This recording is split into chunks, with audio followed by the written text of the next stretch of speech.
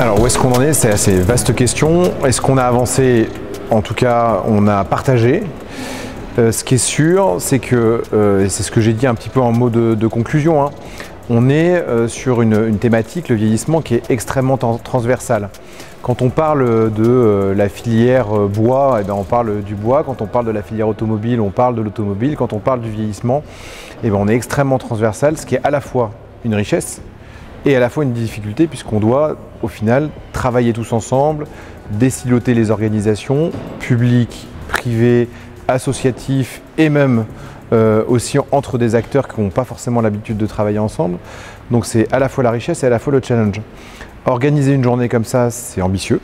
Et franchement, il faut féliciter le Synapse pour ça, d'organiser ce type de journée.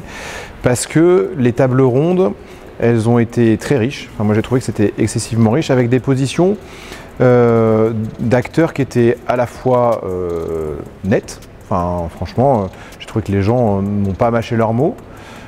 Et à la fois une vraie envie, en tout cas que ça avance, une vraie envie pour le secteur et une vraie envie justement de partager ensemble des choses pour faire avancer le secteur, à la fois le secteur public, le secteur privé, mais en fait avec une ambition commune qui était on veut tous vieillir dans une société qui serait adaptée à notre vieillissement avec les solutions que le privé ou le public propose. Donc vraiment une journée très riche en échange, en partage, sur lequel, moi ce que j'en espère, c'est que derrière on vienne transformer l'essai, parce que c'est des belles paroles autour de belles tables rondes. Maintenant, il faut se dire comment tout ça, ça va nouer des collaborations et comment le Synapse justement peut être ce trait d'union entre des acteurs pour avoir ces collaborations entre ces différents acteurs publics et privés. Le souhait pour le Synapse, c'est justement de voir comment, je pense, ils peuvent arriver à être peut-être en mutation, pour se dire comment je fais ce trait d'union entre des acteurs publics, entre des acteurs privés, et même entre les acteurs privés entre eux, hein, parce qu'on voit bien qu'il y a plein de startups qui font des choses des fois complètement identiques. On voit, et ça a été très bien dit notamment à un moment par Romain Gano de Silver Valley, qu'on a des acteurs publics qui font les mêmes choses d'un département à un autre ou d'un territoire à un autre.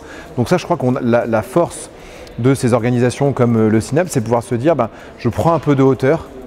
Et je peux être aussi un peu cette référence qui dit comment je dis aux gens, ça c'est déjà fait là, tu peux collaborer avec telle personne, public, privé ou autre, et faire avancer le système sans qu'on soit aussi dans les dépenses d'argent privé ou d'argent public.